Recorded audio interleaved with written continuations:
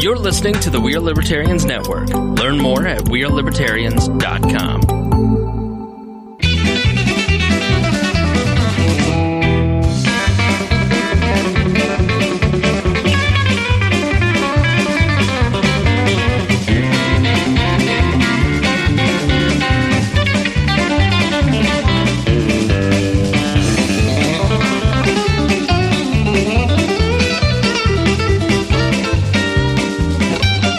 Welcome to the Boss Hog of Liberty podcast. This is episode number 202 of East Centralia's favorite podcast. Jeremiah Morrell here, joined by my forever co-host, Dakota Davis. Today's episode features the two of us, and we are joined by producer slash also forever co-host, Mr. Zach Burcham. What a promotion. And then also sitting to my left, the camera's right, the founder of the We Are Libertarians Network, the network that this show is on, Mr.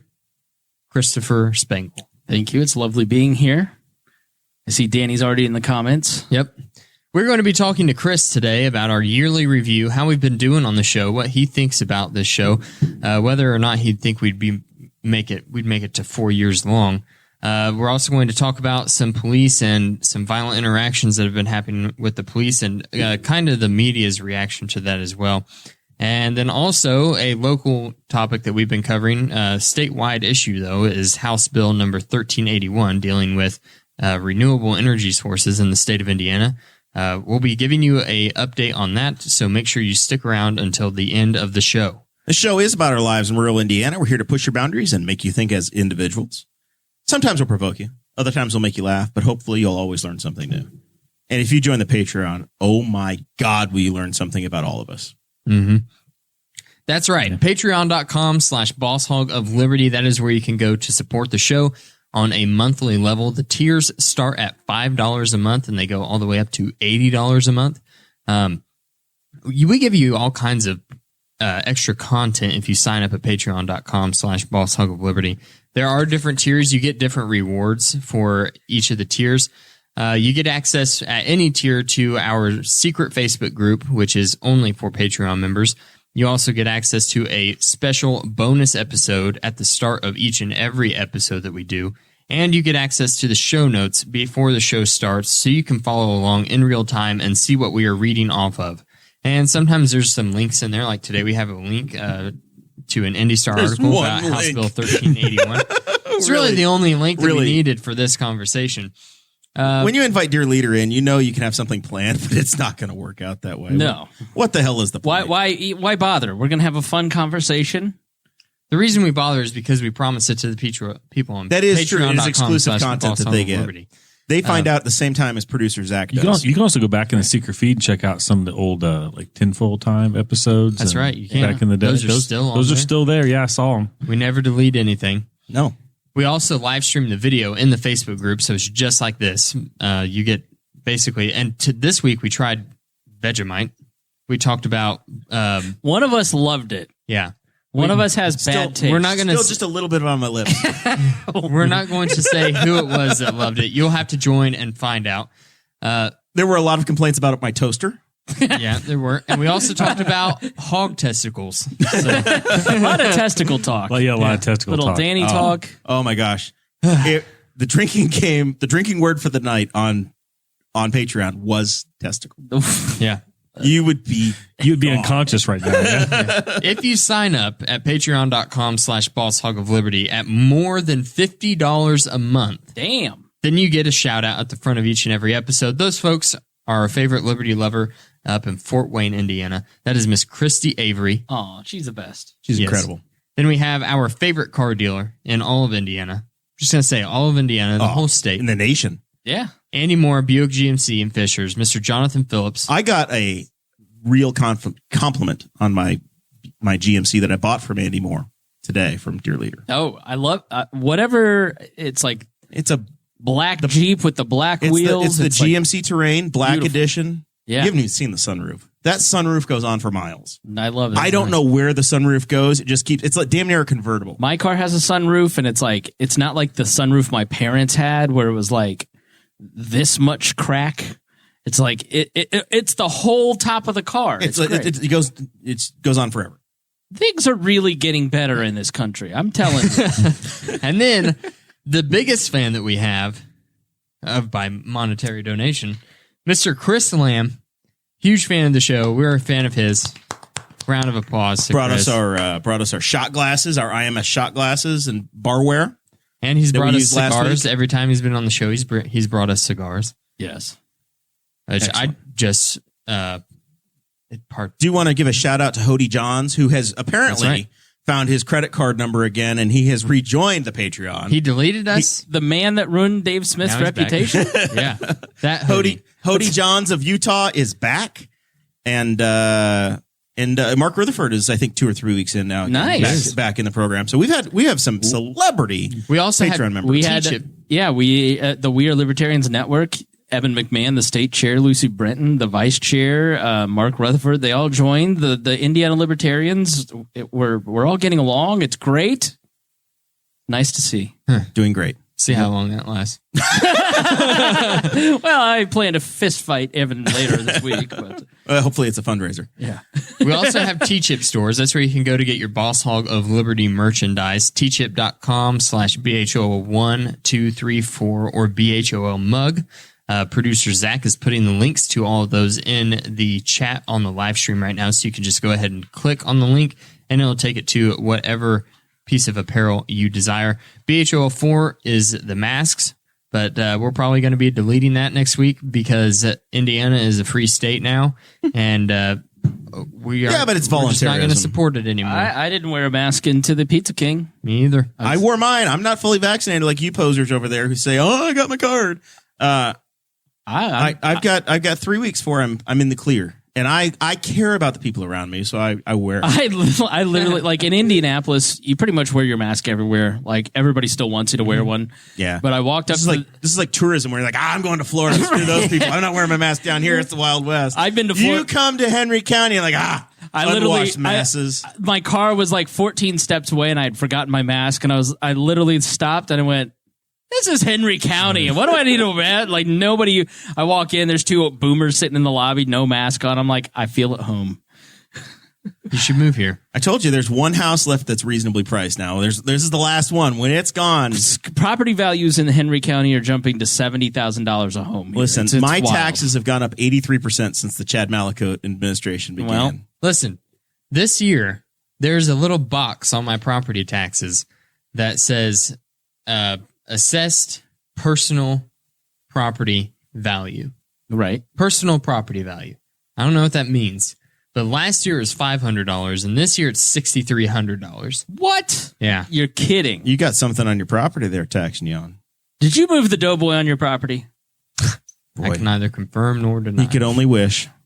The only thing I can think of is we had the exterior of the house, like we had new shutters and the gutters, right? And I mean, that's we got like a new 2007 stuff. Like literally, like my friend Ed, rest in peace, Ed Angleton, his Jeopardy house, champion. Jeopardy champion. His house in near Mass Ave went from like $400 a year to $10,000 a year in property taxes, and it's why Bart Peterson unbelievably lost in 2007. It's why Mitch finished in kind of an unpopular position. Property taxes can't go up like that. People can't afford that stuff. It is ridiculous. Yeah. The only reason I got by is because of those stimmies. Well, state and local employees were the hardest hit in COVID. By the way, did Greg Pence get you your stimulus check yet? Did you guys hear Mike Pence had a pacemaker put in I did today? see that today, yeah. Yeah. But you dodged my question. Oh, yeah. So shout out to Greg Pence's office because they have, I wish I knew her name, but she is an incredibly smart staffer. But you forget names. Little people that help you. Like Zach. So you post, I never got my stimulus. I didn't get 2 or 3. Okay. Number 2 or number 3. Right. Right. And so I tagged you. You were complaining. And number 1, and I had a their long, office. I wasn't complaining. It's called a gag. Look it up. Maybe this show will be funnier. And so I had this long running bit where I called Trump a feckless B word. Get me my money. I'd tag him on Facebook and I'd be like, you're running your mouth for a guy who owes me $1,000 or, or something like that, or less holding the Bible upside down, more getting me my money. And so in number 2, I was doing that, and it was Joe Biden. So of course I've got to like keep the joke going, right, about Joe Biden. Me number 3. And you tag Greg Pence. Oh, this is number 2. Yeah, this is Pence's. I tagged Pence and his office. Help me. Yeah. And this very smart staffer sees that I'm in the media and reaches out. Hey, let me help you. They go through the whole rigmarole. I fill out this paperwork. I was trying to get you audited by the IRS. Yeah. And she got in touch with the IRS, and they came back and they explained, like, because I had filed a paper return and I filed it by the October. How old are you? It's a whole thing. I couldn't file electronically for some reason. Throw the notes away. We're going to get into this. Explain to me what happened. I literally don't know. I don't do my taxes. I have people that do that for me. Okay. Like I'm too That's dumb. what rich people say. You write the check at the grocery store too. I'm literally too dumb to do my own taxes, and I can't write off 100% of what I spend my money on. So I have people that protect me legally, because as a libertarian podcaster, I don't mess around. I pay all my tax. Like, I literally had one boss who was sending me a 1099, and he's like, "Hey, I want you to know, like, I will turn this into the IRS." It's like, are you saying that you think I won't claim this income on my taxes? Because that's exactly what I'm saying. Because you're a libertarian. I'm like, I'm not messing around. Like. Yeah. I'm not playing with snakes. No, exactly. Because my parents were small business owners. My dad had his entire business shut down for 3 months because of $75 worth of sales tax he didn't owe. So like, they come after small business owners, and you know, I'm sure I'll get audited at some point. And so I want to be, you know, do the right thing and be legal, I guess. And so I have to file a paper return. I never file on April 15th. Those bastards are getting my money October 15th. I file the extension. I want my money longer. And so I didn't file my tax returns. I forgot to sign it too. So I still have not filed my 2019 taxes. I have missed out on both of those. And it's Greg Pence's office that educated me about this. So I want to thank that staffer who did a lovely job of whatever her out. name, his or her name may be. I don't want to put her on blast. Mostly I don't remember, but she was. I don't want to put her on blast as I'm thanking her. Libertarian podcaster. I wish I could. Yes. Ends her career. No, I mean, listen, just because I'm a libertarian, is a big deal. Just because I'm a libertarian, it does not mean that I think that people who draw a government paycheck are evil people. A lot of people who work for the government go in with the best of intentions, be it the military, be it the bureaucracies, whatever. And then they get like 10 years into it, and then they go, I'm joining the Libertarian Party. I'm just turning to look at Zach over here. Our government. I'm a government employee. Our lifetime bureaucrat. Because if you look at the We Are Libertarians Facebook page, there's 100,000 people on it. The number 1 category of people are active military veterans. Number 2 is veterans. Number 3 is lawyers. Number 4, like, it's all, and the 5 is teachers. Like, it's all people who deal with the government, because they see the bureaucracy from the inside and how it doesn't work, and how, go talk to a teacher. Like, they know exactly how they could do their job better, but No Child Left Behind, Washington, D.C., and departments of education across the this country, like, make their job harder, make it worse for them. So I don't know. I'm never mean to government employees, because they're ripe for the picking to join the party. I don't know if you remember this, but the last yearly review that we did, yes, we had a fairly new producer. His name was Christopher Guffey. Rest in peace. That person no longer exists. I heard he died. Yes. Yeah. We have about 200 signs in the basement down the stairs that have, he's moved out of town and he's changed his name. We need to have a Guffey burning party. Typical politician. Got you to spend your money on him and then vanished in the night like a thief. Just trash. We have a new producer now. His name is Zach Burcham. Yes. And you were really harsh on Mr. Guffey. Yeah. Well, listen, in radio, you start at the bottom and you're treated like you're at the bottom, because you and I had this conversation recently. We did. Yeah, we did. This week. When you are starting you were starting out in your career and you were a man, you're an idiot. You're 21. Always. You're dumb. You don't know what you're doing. I was the worst intern imaginable for Abdul. And in radio, there's a little bit of hazing, because in male-oriented environments, generally there's a lot of teasing. You expect people to fail, but you have to prove yourself. Right. I'm sure it's the same in sales. Like, this is a tough business you're in. Radio is a tough business, believe it or not. Oh You're my God, dealing he with thinks we're in radio, Zach. dealing with I'm talking about my business. We're dealing with a lot of egos. You're dealing with not the people I work with, they're all great. But in general, radio is a lot of difficult people. And so you always, as an intern, I was hazed. I was sent down during the smoking ban debate in 2005 to count 50 paces away from the front door of the Emmis building, our competition. And Abdul and Andrew knew that was the middle of the street at rush hour in the morning. I didn't know that because I'm an idiot intern and I'm literally in the middle of the road. I'm going to get hit by cars. It was hilarious. It was great comedy, but you get hazed a little bit, right? And if you're going to be in an environment like this, if you're going to be in a friend group, you've got to stand up to a little ribbing. You got to be a little tough on people. Then people got to learn a little lessons every now and then, or else you're going to, in his case, get killed, or in my case, you might post a meme that is not appropriate. Very, very comparable Very situations. similar, yeah. Right.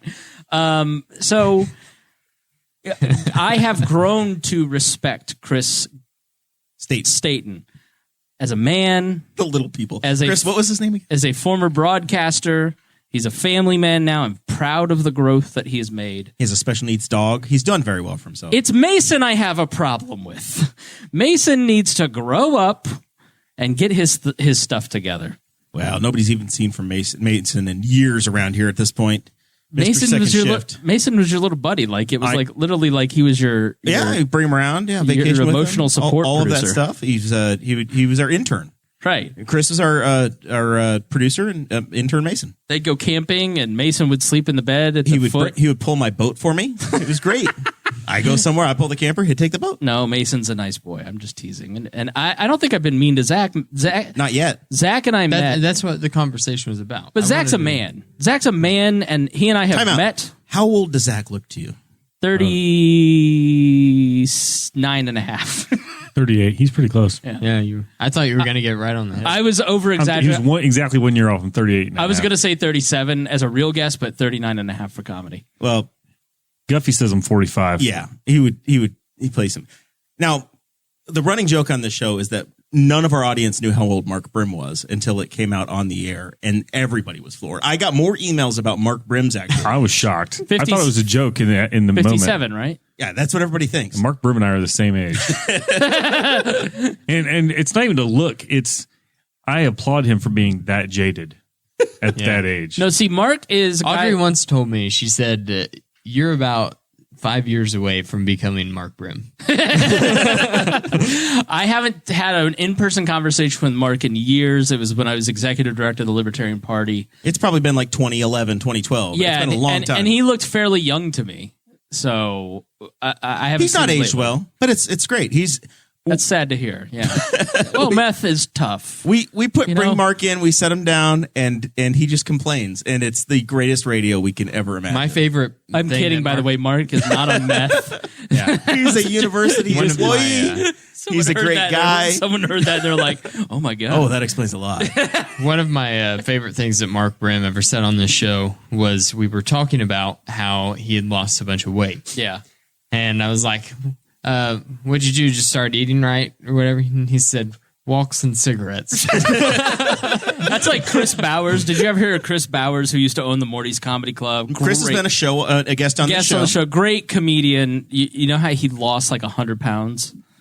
He'd buy one of those giant bags of popcorn, and that would be his meal for the day. And then the next day, he would eat a mixture of Swedish meatballs and cocktail weenies. And he'd eat one meal a day at 4:00 every day, and that was his diet for 6 months.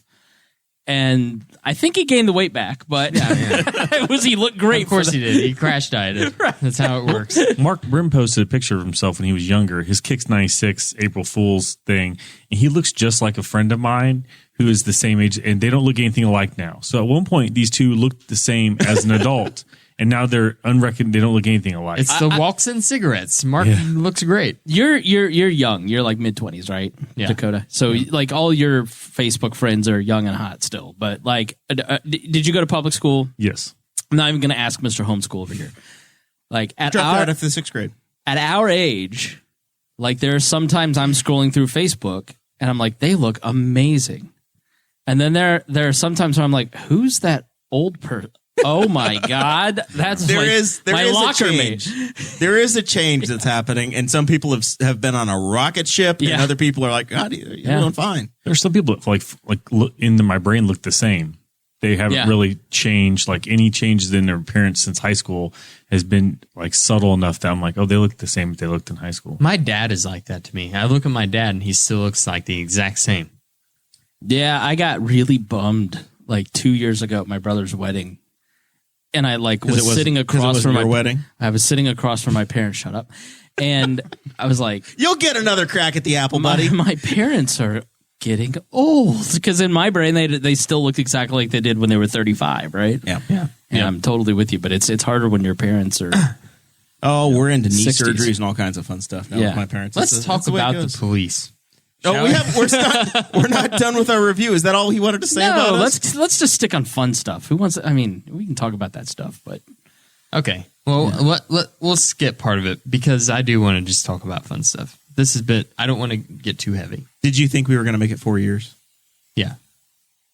Here's what I will say. When we're gathered around my sunroom back table trying to do episode 1. At that point, no, because that was not only was it not good. I don't know who else was on that. It was you, Audrey, Dakota, me, and I think that was it. Okay, so maybe Sarah. I think it was just 4 of us. Sarah was there, and it just didn't sound good. Once we got rid of you, I was the thing holding that together. Trust me.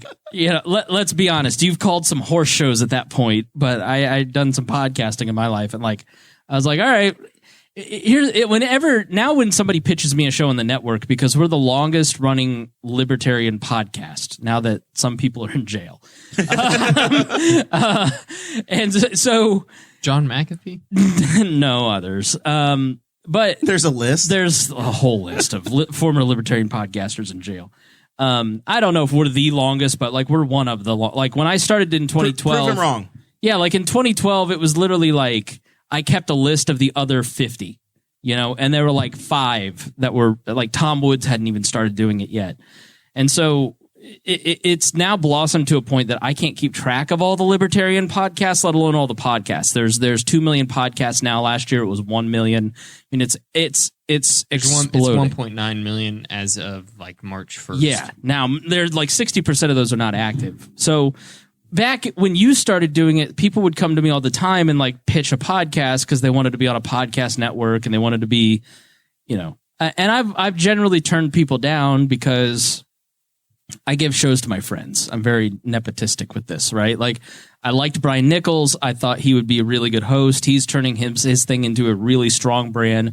Rimza Martinez has worked for all these great companies, just an all-star. Trisha Stewart, man, is one of the funniest people. But back in the day when you started, people. I posted some high quality original content on her wall today, and I didn't even get a reaction. Well, she was a new mother. Maybe she was busy. But when you started, it was oh, Maya wants to do a show. Cool. Okay. So I didn't know how seriously. How'd that go? Yeah. Right. I'm still here. I got a call for longtime fans. Maybe none of your fans will remember. I got a call about January 8th. Hey, you might want to take my name off of things. Bye. I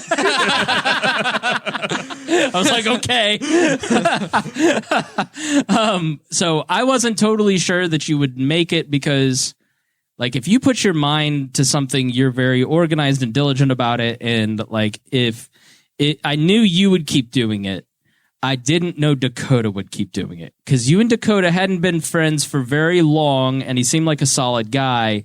If you had asked me, would you still be doing this 4 years from now? Yes. Would Dakota still be doing it? No, because here's the thing. Most people get married and have kids like he has, and they move on with their lives and do other stuff, all the different co-hosts. How many co-hosts have you been through? Right. Yeah. I mean, I'm literally on my 7th iteration of Weird Libertarians. I mean, it's not a joke. Whenever I get a new hobby, I get obsessed. Yeah. I get obsessed to making it the best that it can be. So that's whenever we started, and it was 2 months in, I was like, all right, this is for real now. We're going to figure out how to make this sound better. Yeah. So I just read a lot. I started looking at what type of microphones we needed. And then I was like, we went and did your show. And I'm like, we need an actual studio space. Yeah. And I figured all that stuff out. And the patrons. Honestly, the patrons are one of the most motivating factors. And then to it was like, okay, we need all this stuff. I'd read all these things, what we need, talk to you a bunch. And then it's like, that's a lot of money. Yeah. How are we going to do this? And then we set up a GoFundMe first. Eventually it evens And then out. we did the Patreon. And the first day that we did the Patreon, we got over $200. Yeah. No, I mean, that's the thing is the Patreon is such a huge boost. Like there are certain, it's like I talked to this guy who if you remember iQuest and then Lightbound, Jack Carr founded it. And I got to know him a little bit and we talked a lot about podcasting and stuff. And he's like, you know, when you're building a business, like you're putting down one brick, you're working on that brick and then you put down the next brick. And then like you look back and you see the wall and you go, oh wow, there's this piece that made this thing and this piece that made that thing. And starting the podcast is one thing, but then like putting together the website and then Patreon was the biggest bump. Because all of a sudden you have all these people who are fans of your work. You have a network of people that are investing and they are care, fans and love it. Yeah. You have such a loyal, I don't know if I can, I tried to describe this, but I don't know if I can properly articulate it. But for over 200 episodes, I've tried to show the appreciation to the people that make this possible. Yeah. Because I call this my golf game. I don't really go play golf. Yeah. This is my hobby and it gets paid for. Yeah. Right. I get to show up. I have incredible conversations, great friendships, and it gives us an avenue to explore topics and to learn together and to also uniquely create a local news source that doesn't exist in this community otherwise. Yeah. And what's cool about Patreon is like, if you get something of value, you're giving something of value back to make this better. Like from where you started in that little board that you sold without my permission, that was mine, to now having your own. It's multiplied. You have your own studio, your own lights. Like I just sent him a note for like, here, you should get these lights to make this better. And this way it's going to cost $400. Like for my Patreon, like I just had to buy $500 of equipment for a new podcast.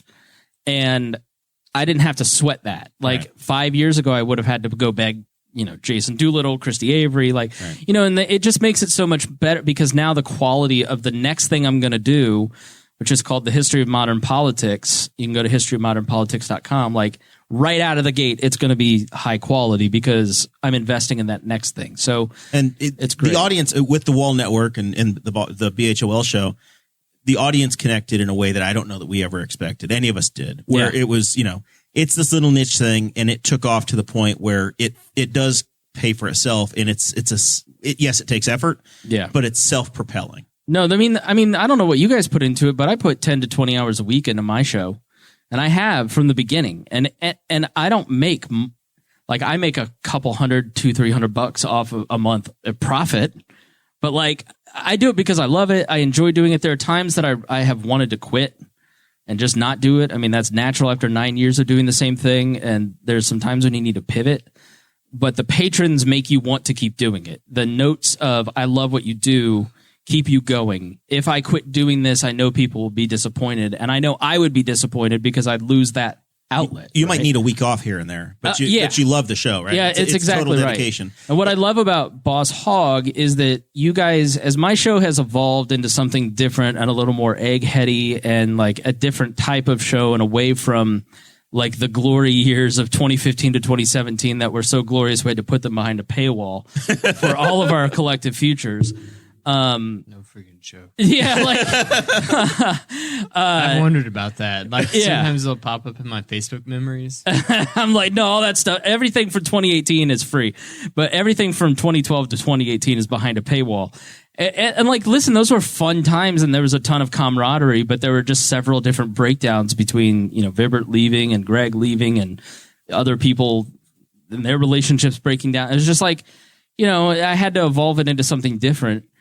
But Boss Hog has kind of kept that like fun, like you're getting events and you're getting news, but you're also just getting kind of like a fun, light listen. It's collegiate. Yeah. As opposed to, it's like, why the hell are you here, Zach? Why do you enjoy this? We were literally next door to you. Yeah. And you would watch this show, and I think that's the only reason he likes it. And then here you are. Because he likes podcasts, trapped. And there was one next to his house. And it was pretty interesting. That was fascinating. And he's so desperate to get out of his house on Thursday nights. He said, "Yeah, I'll be there." Yeah. And what got me involved in like local, I mean, in local politics, I said this I think last week in 200 probably, it's fascinating because you get to know people.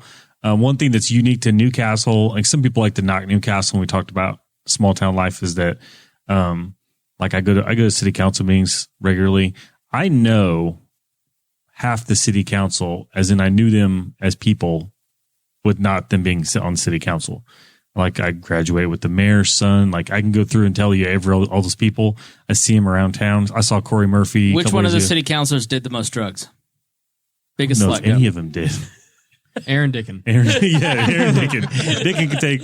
I saw Dickin today. I was like, I want to thank Corey Murphy and Aaron Dickin for not hitting me while I was running this week when I saw them, because that's always a treat. I don't know. Mayor York was a flower child. Probably. So- Yeah. Yeah, I think that what you guys have here is community. And that's what's great about the We Are Libertarians podcast network. Like all the different hosts, we fight. I don't fight with libertarian podcasters. Like I don't get into all that. Like these guys can, over in this caucus could do that thing and this, like I'm out of that game. Right. But like I will fight with Brian Nichols and Dennis Reinhold all day long. Right. Like I fight with you, like and it's because we have a family, like we're having a pool party July 15th, 17th at your house. I thought it was a secret. It's July 47th. Yes. That's just for patrons. You need to join or be a co-host or something. Literally Don't just go showing up at my house. You need to make sure Spangle invites you. Yeah, because everybody's flying in for it. This is a big deal. Because we have like Brian Nichols. This is like the wall convention. Like Brian is, like. By the way, I've been begging Corey Murphy to find a way to get me my tax abatement because my pool brings people into this community and it's an economic driver. I'm not even going anymore. Dale Melchin can't go. So Dale's coming from Iowa. Hody from Utah. He said he's not coming anymore. He's coming. I'm making him. Or else I feel like I need some stimulus for my pool to host. That's this what I'm thing. saying. I'm going to fill the Steve Alford All-American Inn with this party. But it's like, where we talk every day. We're like a family with each other. They're my best friends, and I'm their best friend. Just the one. I am your best friend. I mean, when you look at me, you obviously know he's my best friend.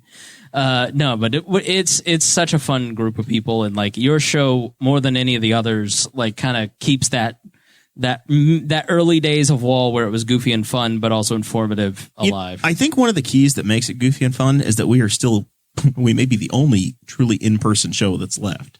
Yes, we're people that get together in person, pandemic or not. And we actually still get together and talk. We did some Zoom shows. We did about 2 months of Zoom when there was a newborn baby involved for the Davis family. But we got back into the studio as quick as we could. But I think that's one of the keys of the interaction we have. We could have guests from all over the country and people would Zoom in. I've shown some people that have offered to Zoom in before, and I'm like, they'd be awesome. But we really like Harry refused to do it anymore, and we make people come all the way out to Newcastle. And Reinhold lived like an hour away, and I was just like, at that point I'd started dating Reagan, and so it's just like so we went all Zoom, and like long before the pandemic. But you're right in that it's in my tiny apartment, it was just getting too oppressive. So I agree with you. I think that an in-person podcast has something, especially when you see each other every week. Like when Greg and Aaron and you and everybody would show up with a beer and Gina would show up, and then, the anagnosis was like, you'd have different people coming in all the time. And it was like your fun hangout with your friends. But there is also a part where it's like it gets tough as you get older and you have spouses and kids and having it in a beautiful, luxurious downtown studio. That's what makes this workable. Not in your kitchen. That's what makes this workable. A big deal. Is you guys have your own headquarters. Yeah. Since it was at my house, it was getting exhausting. Yeah. Having people in my house every week. Yeah. The senator is in his living room waiting. I am trying to talk Remzo and Brian and Trisha and all of them to moving to Indianapolis. We get a studio downtown. You're 45 minutes from a Chick-fil-A. We can't do it here.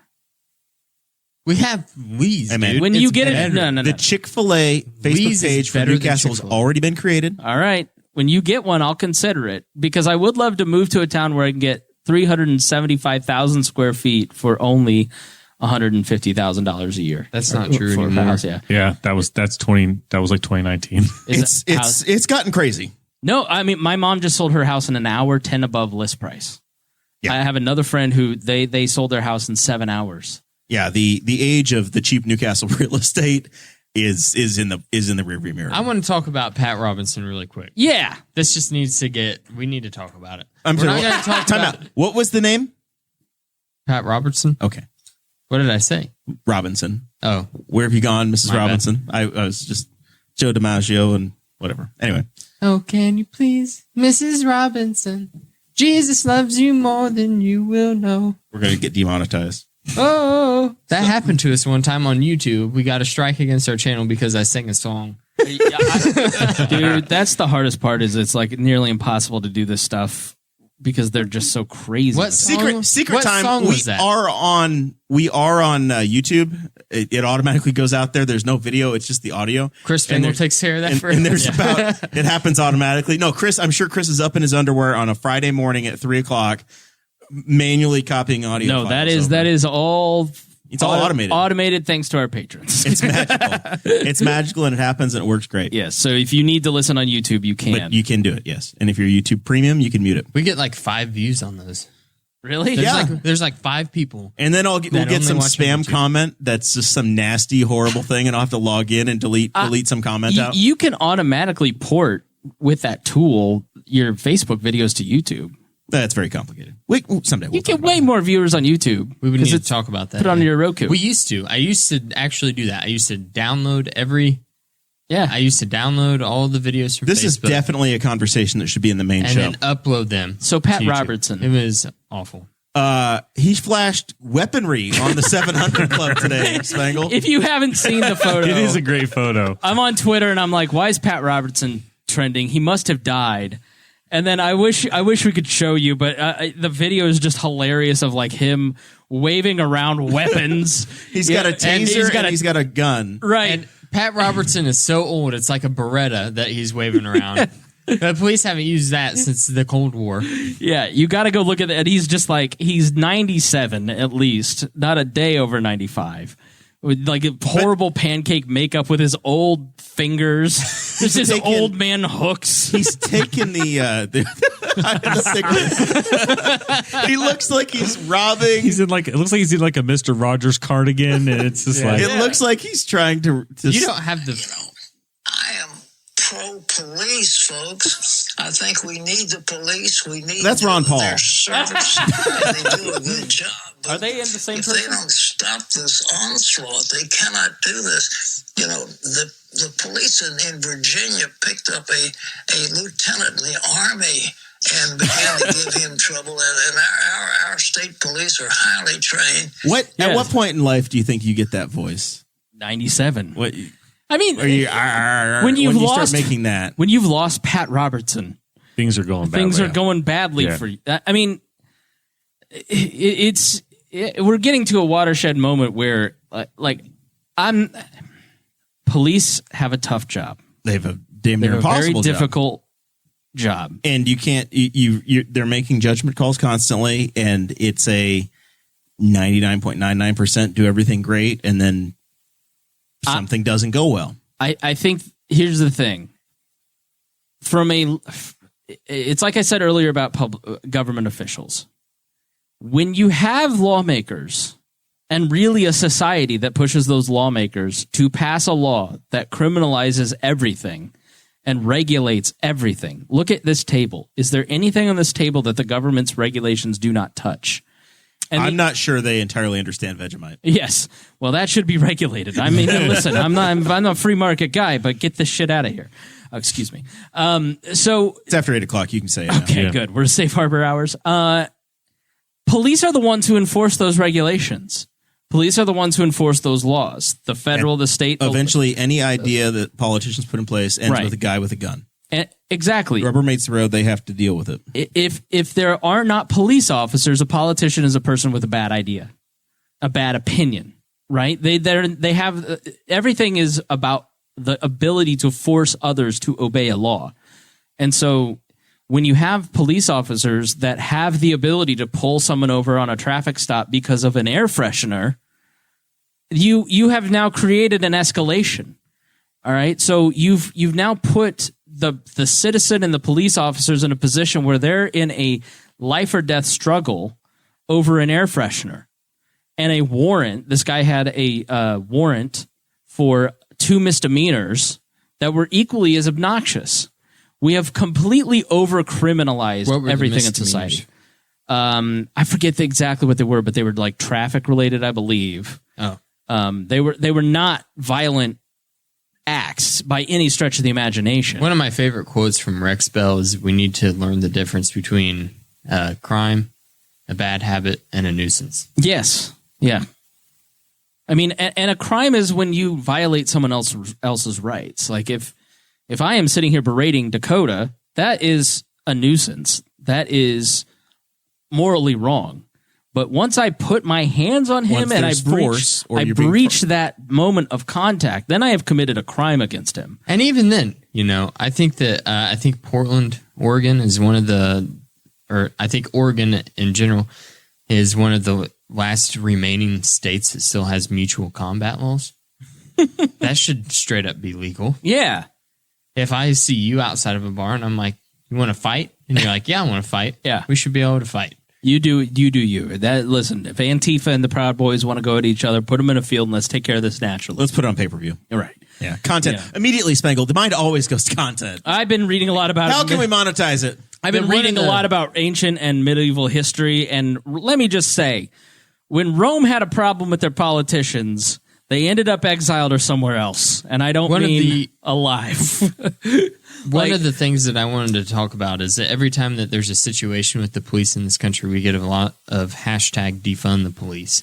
And it's actually pretty common in libertarian circles to see defund the police out there.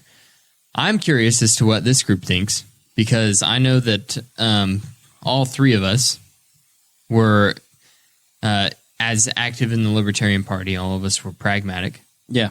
I'm not active anymore. I think that I have an opposite opinion as to what most libertarians do on this issue, because I'm totally opposite of defund the police. I actually think that we should fund the police more. I think that we need to start funding a lot more training for the police and how to de-escalate and handle situations. And a lot of people say defund the police as in we need to take funds away from the police department. We need to hire something akin to a social worker to come and handle like domestic situations and things like that. I'm saying we should train the police to just do that job, that part of their job better than what they are doing now. Yeah, I mean, there is, I think it's like 200 to 500 hours for firearm training for a police officer and 8 hours of de-escalation training, and training really does matter. And the way that we train police puts them in a no-win situation. It puts citizens in no-win situations. And let's just address the elephant in the room. Populations that are wildly over-policed. Black citizens are over-policed and are consistently harassed by police. And it's... So many of the interactions are because of the war on drugs. It's exactly right. That's the driving factor. And the war on drugs... digging at the outer edges. Yeah. I read this book. The war on drugs was all about cracking down on black people and hippies. I mean, that's why the Nixon administration Did you read the book, Charles Manson, the CIA, Charles Manson, and the Secret History of the 1960s? No. So that's a really good book, and it touches a lot on this issue about, like, we hear a lot of these terms like systemic racism, institutional racism, things like that get thrown around on social media, Twitter, and by politicians all the time whenever these issues get brought up. That book really does a good job of kind of digging back into that time period when a lot of this was starting, post Jim Crow era laws in the United States. And it really talks about why policing started so much in the inner cities, why black people went to the inner cities to begin with, and then also about the CIA's role, the government's role in the drug problem in the inner cities. Yeah. Like talking about the real, do you know who the real Rick Ross is? Mm-mm. Isn't that when you click on a music video, and then it turns into the So that's a Rick Ross. Well, we know we know Rick Ross, the rapper. Right. But the real actual Rick Ross was a cocaine dealer, a crack cocaine dealer. I forget what city he was in, but he got in the middle of this thing all of a sudden between the local police department and then higher level government authorities. He was in the middle of dealing crack cocaine for the CIA. Yeah. And he had no idea. No, I mean, he kept getting arrested, kept getting released. He had no idea why he was being released, but the police department wasn't allowed to hold him because the CIA was using him to funnel crack cocaine into the United States, and he just thought that he was a real legit gangster and couldn't be touched. Was it Blow where they're running cocaine for the CIA? I think, forget what the movie was. That happened a lot. I mean, and if you go back and look at Nixon's chief of staff's comments in Harper's Monthly in the early 90s, Ehrlichman said that the entire reason that they started the war on drugs was because they had a problem with the radical left and the Black Panthers. And they couldn't, literally, like, this is almost a direct quote. We couldn't criminalize being black and we couldn't criminalize being a leftist. So we started cracking down on drugs in those specific areas of town. And so that's why marijuana got its name. Why? That marijuana was never called marijuana. It was tied back to Mexican immigrants. Okay. And they said Mexican immigrants are bringing in this crazy drug. It's called marijuana. Right. And it was William Randolph Hearst. Yeah. Came up with the name on his own, popularized the name, and that's why marijuana is illegal. Yeah, I mean, so there's a ton to the war on drugs that when you get to defund the police, when you get to Black Lives Matter, when you get to what happened over the last summer and the Chauvin trial, many of us who live in this area and in white communities don't have the same level of enforcement in our lives. We don't have the same considerations. Like Harry, my co-host is black, and it really sunk in for me when he's like, I never feel safe leaving the house because I don't know if I get stopped if I'm coming home. Harry is not like, Harry's the most responsible human being. Like, you know, that it's weird for Harry to say something like that too, because yes, he's not. Yeah, the attitude is that, oh, well, they are down there doing bad things, and if they would just stop breaking the law, it's like this Army veteran was driving with an air freshener. Like, at what point are you going to get that this isn't just about, they said, just follow the law? And to give a little bit of a backstory, if no one knows, the Army lieutenant was he was driving in his vehicle. It was a new vehicle. I think that this is right. It was a new vehicle. He didn't have the plates on it yet. Yeah. He had a paper plate that was taped he had two paper plates, actually. One was taped to the side window. One was taped to the back window. And the police officer, it was dark outside, so he couldn't quite see it. So he decided to pull him over, which is fine. I've been pulled over in that same situation. And I understood it. The back window is tinted super dark on my truck whenever they pull me over. They had no idea that I had a license plate. And it definitely could be the same situation. The driver of the vehicle, the Army lieutenant, is like, he's thinking about his safety now. Yeah. So he's like, I'm going to drive to a well-lit area. So he slows down below the speed limit, puts his blinkers on, and then drives to a gas station that is approximately 1.5 miles away. The closest gas station, he pulls into a well-lit area. And then that's whenever it escalates. Because he didn't think he pulled over fast enough. He didn't comply hard enough. Yeah, because the police automatically saw he wasn't pulling over immediately, and just the dude immediately calls for backup. He seemed to be a new police officer. Yeah. Because, did you watch the video? I didn't. In the video, the actual video that came out first is the second officer to arrive on the scene. It was a body cam, right? It was a body camera footage. I've seen like clips of it, but I haven't watched it. Yeah, he was actually the second officer that arrives on the scene, immediately gets aggressive, immediately starts yelling at him, get out of the car. Automatically, both officers have their guns drawn, and the dude has both of his hands stuck out the window, and he's like, what did I do wrong? Asking him what he did wrong. And the second officer kept telling the stopping officer, the one that started to make started the whole interaction, pulling him over. He kept telling him to get out of the way, like, back up for a second, like telling him to leave. And you could tell that the first guy was super uncomfortable with everything that was going on. The first officer just kept giving him a look that was like, you've taken it too far, but seemed anxious to say anything to him. Yeah. And then just starts pepper spraying the dude in his face. And he says, he's like, the way you're acting right now, I am legitimately scared to get out of my car. And Right. he says, you should be. Yeah, I heard about it. And the thing about him driving to, I can remember things back in elementary school. We had police officers come. They did like the DARE program and stuff. And that's something that you get told is 100% okay to do. Is if you're being pulled over and you're in a dark area and you're uncomfortable with where you are, slow down, turn your blinkers on. That way they know you're aware that they're there, and drive slowly to a well-lit place, because there are fake cops that will pull you over in the middle of a dark area and you turn the lights on just counting you. But like, I saw the video, I was like, he even pulled over in such a way that looked like he was near a gas station. Like he pulled over to the edge of the gas station, so all the lights were on his side of the car. And I was like, so he did everything that I have been told is okay to do. So It was Yeah, but you're He white. was like, and here's the thing. he's like, man, he kept telling the officer, he's like, man, my seatbelt's on. I don't want to put my hand in the car and put my seatbelt on and Right. get my seatbelt off right now. And he's like, he's just kept telling him, put your hands out of the car and get out of the car. right, with your seatbelt on. but he can't get out of the car. Right. He's like, my seatbelt is on. He's like, take your seatbelt off. He's like, I'm not putting my hands where you can't see them.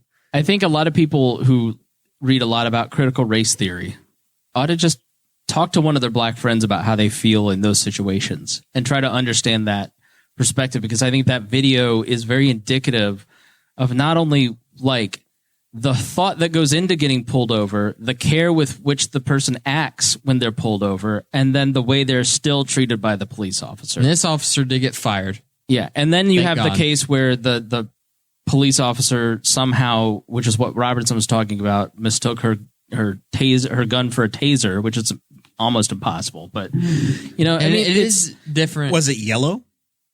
they're making tasers black now, like guns, which is insane. But the conversation around policing, it's not a matter of and police officers feel unfairly targeted, and I don't think that that's totally fair. I think that the thin blue line has to crumble. It's starting to crumble with the Chauvin trial.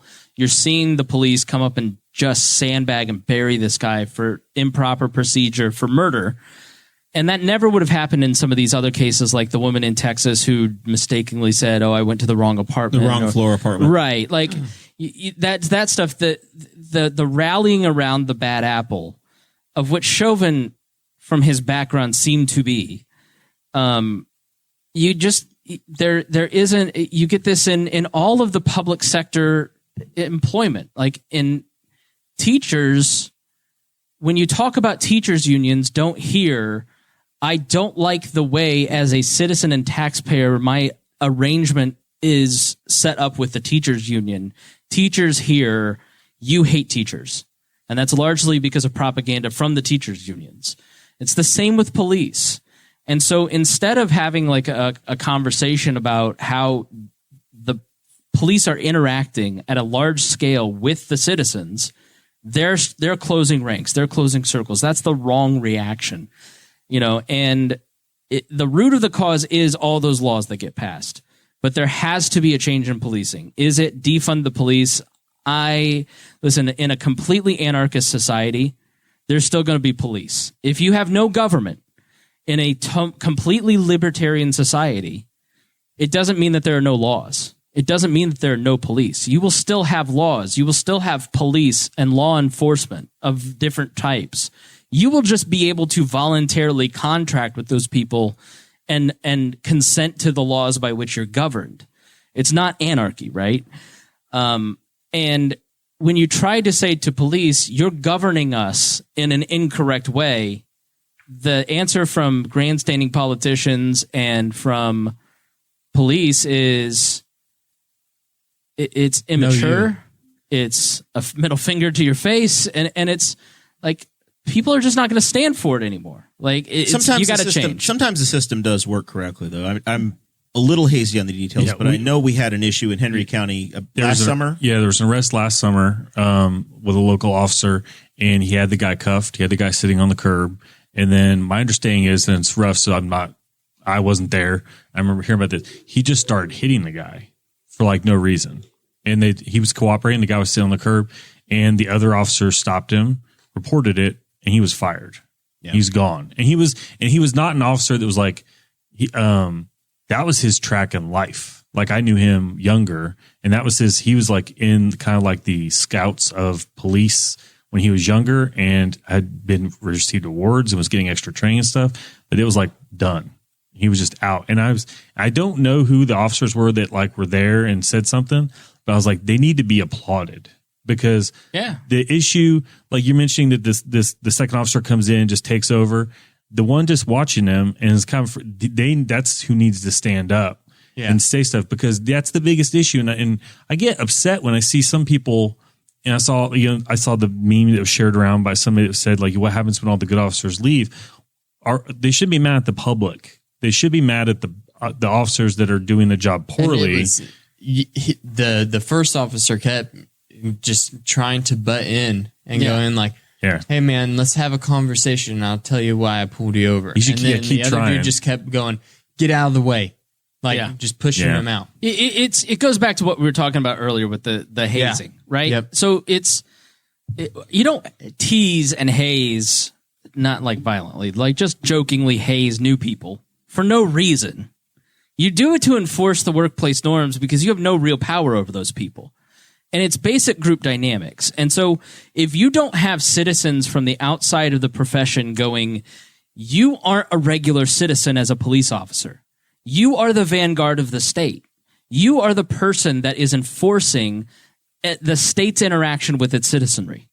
You are of a different class and not a special elite class that gets different privileges, but one that is more susceptible to be policed by citizens because you are protecting rights. And protecting rights is the main duty of the police officer of the government. And, in Dakota's case, and what we were talking about at his workplace, where he's become the old man kind of yelling at younger employees, and me being kind of a mid-level guy at my company and working with newer people, you're setting the standards. You're not the boss, but you're saying you can't act this way in this workplace because if you act this way, the team is not efficient. The team is not successful. You will not get ahead. If you act this way, you're going to put maybe lives in jeopardy if you're in a situation like Dakota, or you're going to put a multi-million-dollar brand in jeopardy because there's millions of eyeballs watching us. You don't get to act this way. And if police officers don't start stepping up and saying, we serve and we protect, we don't just let other people get away because the public is against us, and all this bullcrap victimhood narrative that comes from specifically the conservative side, but on the left, there's a lot of victimhood too. It's like, that's not what any of this is about. It's about you failing your duty as the vanguard of the state to protect this person's rights. The citizen in that video is more important than the police officer because the police officer has the greater burden of responsibility to make sure that citizen gets out of this okay. And shame on the politicians for passing laws that allow them to pull people over for dumb reasons like having an air freshener in their window. But ultimately, that's on the ultimate vanguard of protecting rights, the citizen. The people of Newcastle are the ones who get in in the politicians' faces and say, we don't want windmills. We don't want the doughboy moved. We made fun of that stuff, but that's exactly what the stuff that's supposed to be happening. But it happens for dumb reasons like the doughboy. It doesn't happen when Dakota's property taxes go up thousands of dollars. So people just kind of shrug. So this is a great segue. It's like you're professional at this, Thank Chris. You. House Bill 1381 is the bill that was dealing with home rule and energy, solar and wind farms. Right. Betsy Mills, Susan Hume, Bobby Plummer were all on here about a month ago. It had passed the House. It was on a fast track to becoming law.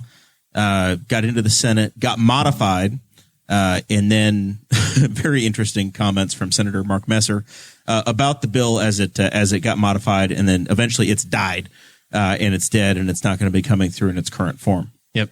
Mark Mesmer said that the bill did a complete 360. It went from taking authority away from local governments on the positions of renewable energy sources such as windmills and solar farms, and it went the opposite direction and wound up protecting the role of local governments in these positions. So it kind of reinforced home rules.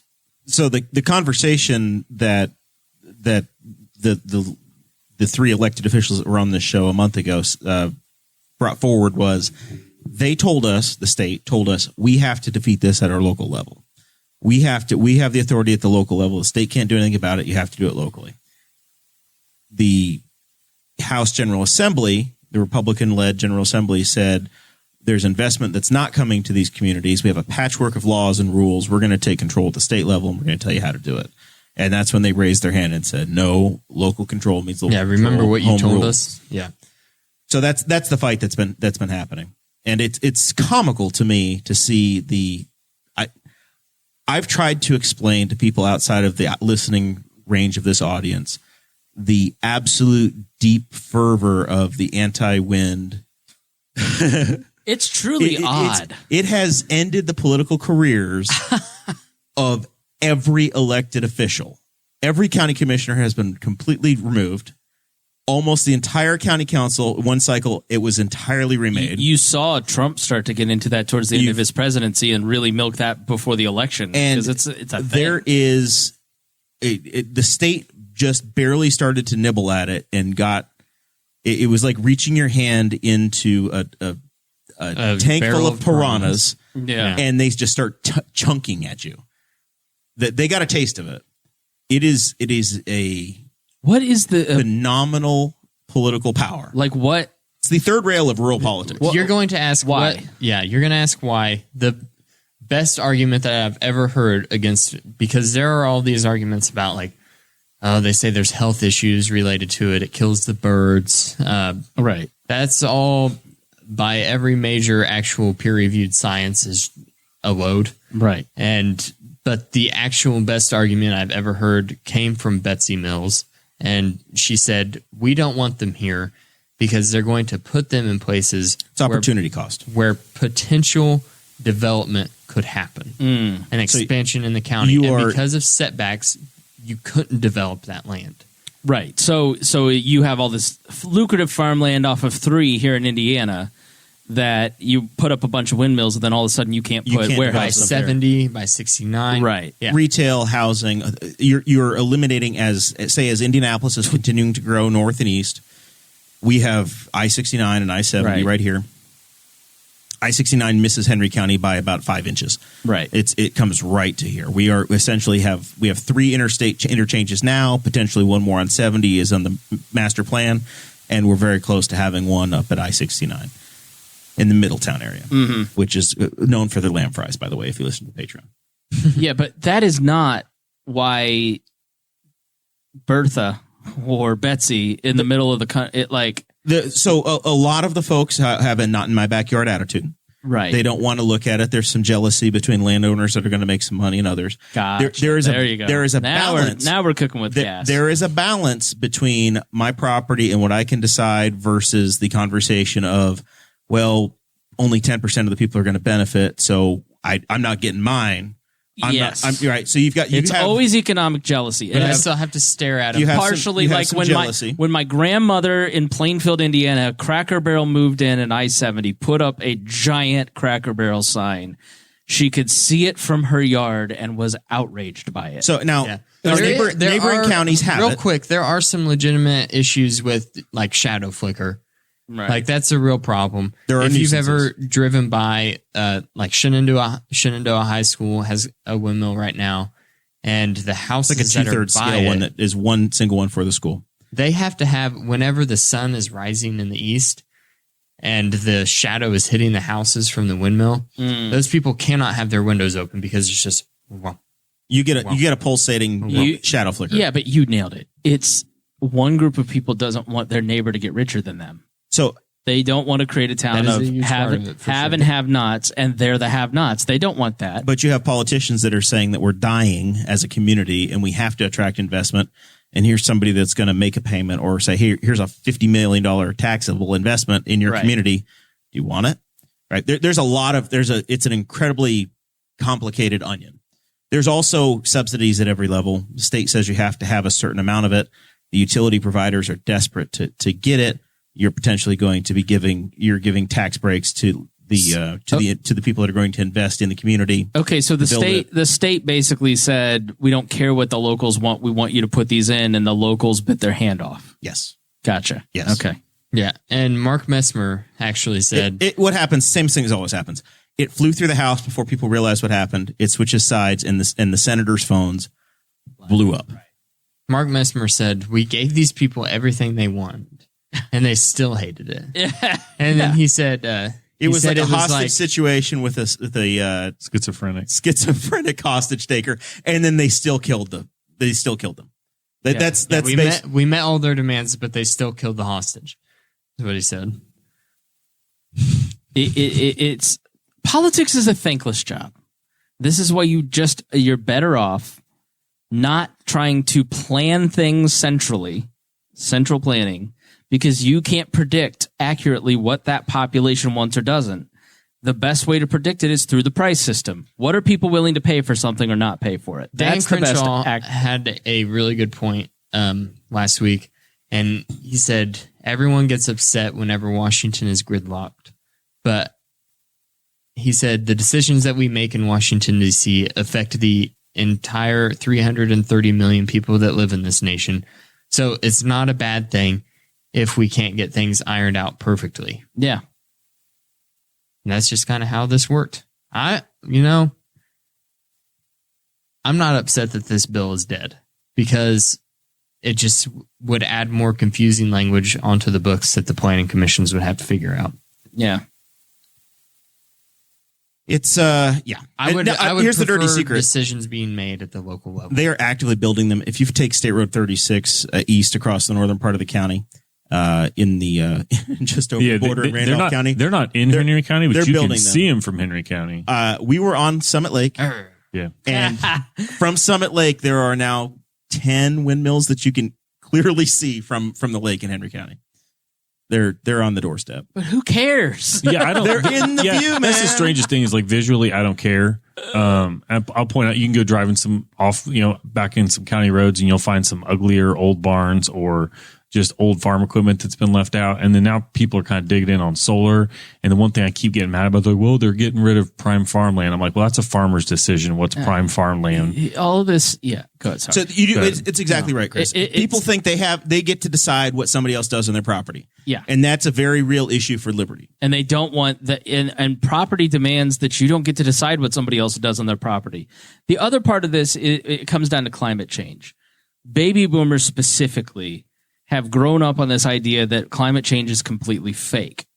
And a lot of that was completely funded by big oil and energy people who didn't want their business. It's the fault that there was really bad science, though. At one point in time, that was saying the world is that we're going to see another ice age. Right.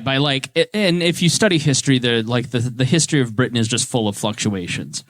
But the reality is that if you admit that climate change is real, and you admit that you see what's happening for real in places like Venice, Italy, which isn't going to exist in 25 years, or you look at the ice caps. All they have to do is build the stilts higher, dude. It'll be fine. Admitting you can fix anything with more construction money. But admitting that is real means you might have to water your grass differently or not at all. It means you might have to change the type of car that you drive. It might mean that you, as a person who are 65 years old and have lived a certain way and have gained a certain level of comfort, might have to change and admit that maybe your world that you built isn't exactly right and not functioning well. And that is the permanent anger at millennials towards boomers, is that they don't want to change, they don't want to adjust, and they won't retire so we can't move up and make the same income. Like, go watch City Slickers. I just watched City Slickers. This is the first place I'm debuting this rant. It is the most boomer movie I've ever seen. I love it. It's a great movie. It's super funny. It's made before when boomers were your age, though, buddy. But it's Billy Crystal living in a beautiful apartment in a job as a radio salesman that does not exist anymore, let me tell you. And he can afford a 2-week vacation out in the woods with his friends. He's got all this money, this great, beautiful lifestyle, and he's bitching about all of it. It's kind of because like he's unhappy. Married with children. Yes. Where Al Bundy is a shoe salesman. It's worse than that. He's got a job that no longer exists because his economy killed that career, and he's mad about all of it.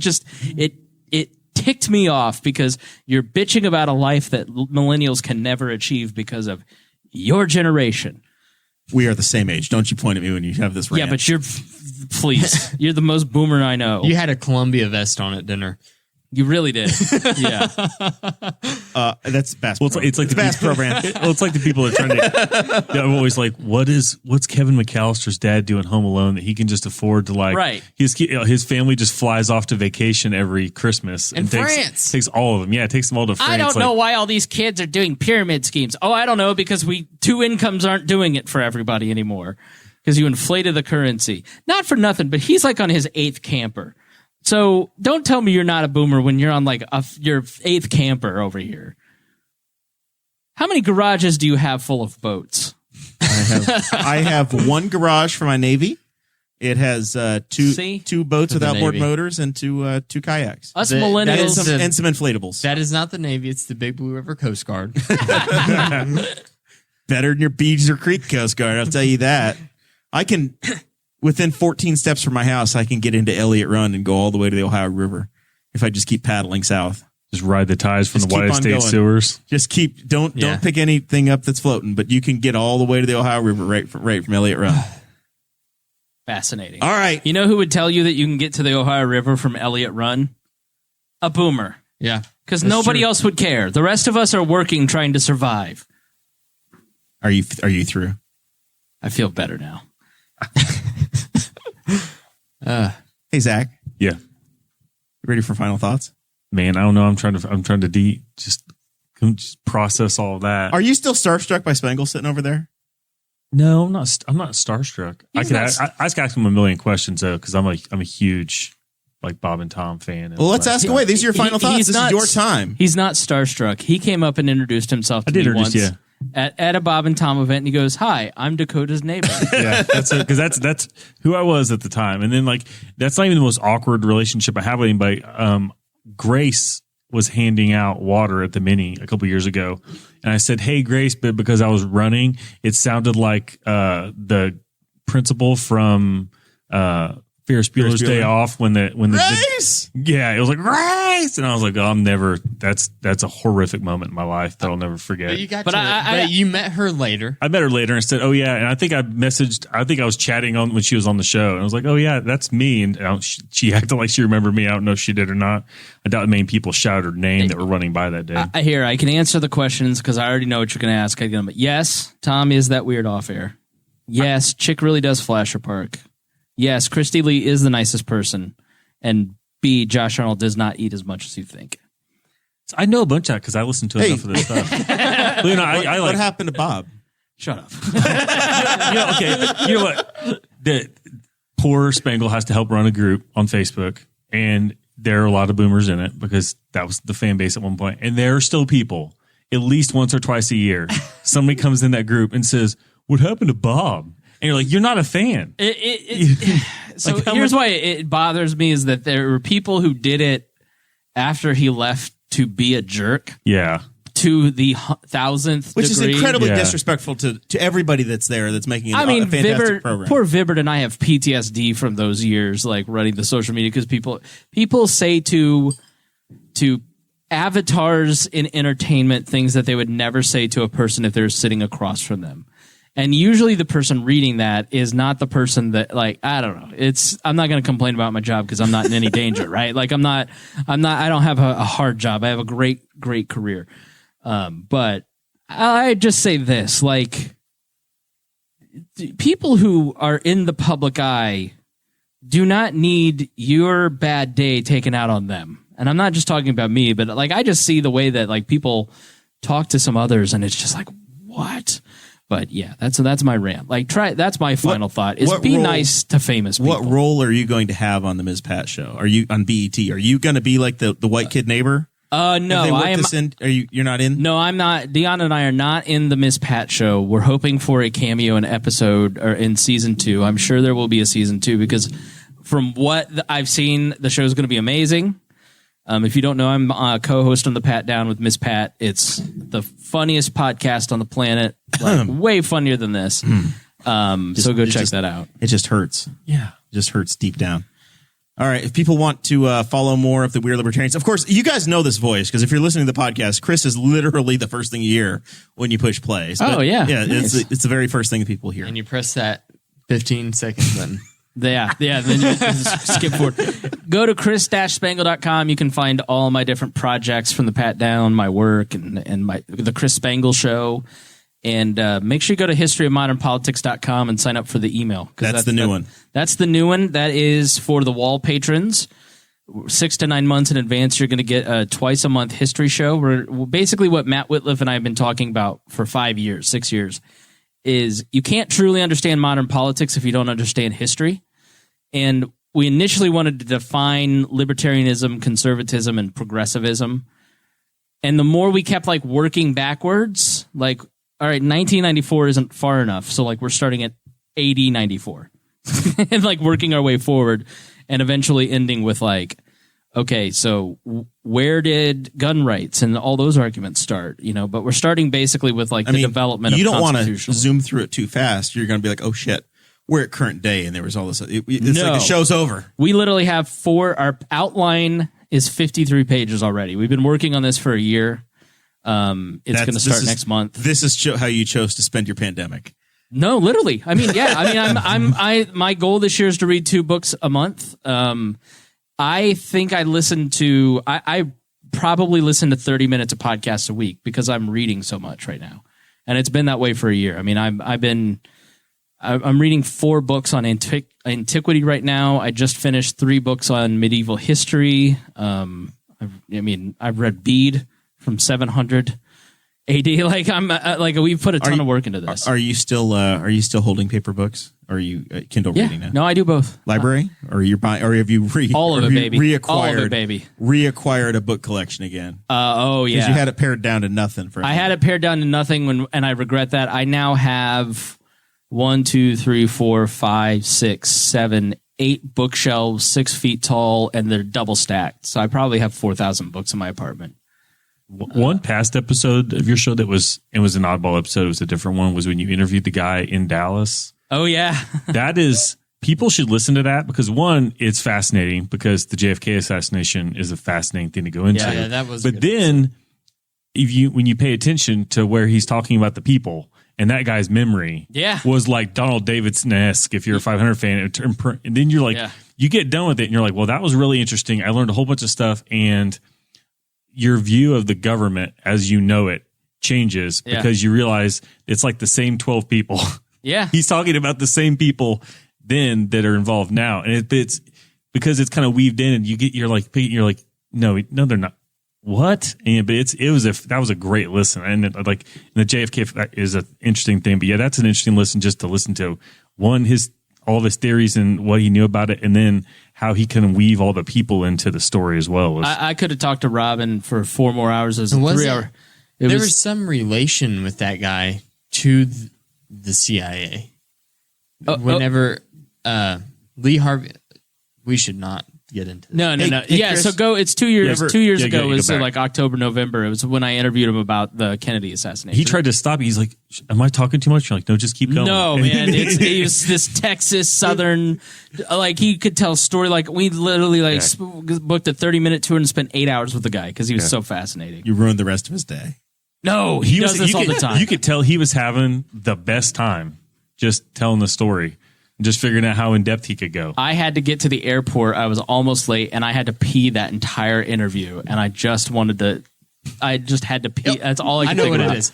The dude that assassinated Lee Harvey Oswald, Jack Ruby, You're right? Jack Ruby, allegedly, was then sent. He was sorry, I've been listening too much into Rossi. He was given a psychological evaluation, by the doctor that was in charge of Project MK Ultra. Yeah, and whenever he came out, whenever he started speaking the gibberish about imprisoning the Jews and all that stuff. Yeah. So the Kennedy, there's a great book called A Cruel and Shocking Act about the Warren Commission. And it's not a conspiracy book. It's by a really great journalist. But, you read that book and then you read about like Cy Hirsch's book, Reporter, his autobiography. He's the guy who came out with the My Lai Massacre and a bunch of stuff about Bush. Like you read books about that period, like the one you mentioned earlier. There's this one guy that worked for the CIA. I think it was James something. He was like the number 3 in command at the CIA at the time. And like this guy pops up in Watergate. He pops up in the Kennedy assassination. He pops up in My Lai massacre. He pops up like he's like this one dude who kind of like the government is way smaller than you think. Like people think it must be super hard to get into some of the upper echelons of some of these places, but it's like being in politics here. Just show up. Be consistent. If you want to be He's always there. If you want to be a top libertarian podcast like the Chris Spangle Show, you don't have to be good. You just have to keep doing it. You have every to week. Outlast when everybody else goes to jail. It's exactly right. So, I mean, and it's just, but yeah, cruel and shocking act. If you want to start anywhere, because it's not like, it's like a good place to start with the official story, but it's not like trying to tell you what to think. But that Robin interview was great. It's such a fascinating tale. Like there's so many different things. Like I was convinced after talking with him that LBJ did it. The CIA did it. Then he recommended a documentary. I went and watched that. I'm like, no way, man. Castro did it. And the Cuban, like, there's just so many plausible So many explanations. theories. Yeah. Yeah. You know, but then you listen to Cruel and Shocking Act, and you're like, maybe the double bullet theory could have happened. But, like, even Arlen Specter was kind of like, Final thoughts from D Squared over here? I have nothing. I'm good now. You've I've gone covered, too you long. covered what you worried about. I have a complaint. COVID pandemic is like 13 months old. had enough. We were at Pizza King, Right. and the damn Touch Tunes On State Road 3. on State Road 3 is turned off because of the COVID pandemic. The app-based DJ machine karaoke. No, they just no. It's an old Touch Tunes. You can't access it on your phone. No, this They need to give you. It still rubber has a gloves. coin slot. no, Don't this get is in the way dumb. of a joke. This is dumb. This is Who has stupid. coins? There are things that when you go places that are unnecessarily shut down still that don't need to be. They're an excuse. Yes. It's we don't take this. You go into some Right. place and it says we won't take cash because of COVID. Right. We won't not take cash because of COVID. We had to fire It's you because of COVID. It's whatever we don't want to do. COVID Right. is going to be our excuse. Yes. We have gotten to this point. I'm not making this up. No, and if you don't start saying, why isn't the Touch Tunes open? It's going to stay shut down forever. This is it's where just- the lockdown people were It's, right it's last year. just as easy for the employees to say just we don't do broke. that anymore. It's probably just broke, and they don't want to pay to have it fixed. We'll Broke. just blame Blame it on COVID. COVID. Oh, I'm sorry, I can't pay. My card's broken. I don't want you touching it. I got COVID. Let's see how that lasts. All right, we can't let this show go on without reminiscing for just a moment. 3 years ago, 3 of the 4 people at this table brought a city together to give a bird a funeral. That's right. 3 years ago this week, Dakota, the Newcastle turkey. Rest in peace. It's over. There was a monument. The Facebook memory came yesterday of the This is also the 3rd anniversary of my odometer hitting 80085 on I-69. So I hit boobs What's that on mean? I-60. Boobs. flip it over. Did you not have a calculator in? Bob Cohen was in proud. I hope you sent that to some people at the time. All right, that's all. Next week, we have a very special guest booked. I have not reconfirmed, but I believe we have John Orovitz on next week, Nice. formerly of ESPN, author of the Split book. It's getting ready to come out, and I think also a book on the history of Pac West racing, which is fascinating as well. We will. To who? It's the biggest deal is definitely going to be the Split book. It is politics. It's everything. But he also has another book that I feel like we probably ought to promote. We'll see y'all next week. Thank you for listening to the Boss Hog of Liberty, which is part of the We Are Libertarians Network. I am Chris Spangle, and I am the founder of this network, and I invite you to listen to all of our shows, which you can find at wearelibertarians.com or by searching for these in your podcatcher. The flagship show is the We Are Libertarians podcast, where we apply libertarian principles to current events. The Brian Nichols Show is a conversation amongst Republicans, Democrats, Libertarians, Independents, as they talk about what is happening in the news. And we have many other podcasts like The Chris Spangle Show, Upward, The Cost, Raw Audio Politics, Miranda's World, and Tad Talk, which is quite a ride. So check all of these out. Go to wearelibertarians.com and you can check out all of our great podcasts. Thanks for listening. Thank you for listening to the We Are Libertarians Network. Get our other shows at wearelibertarians.com.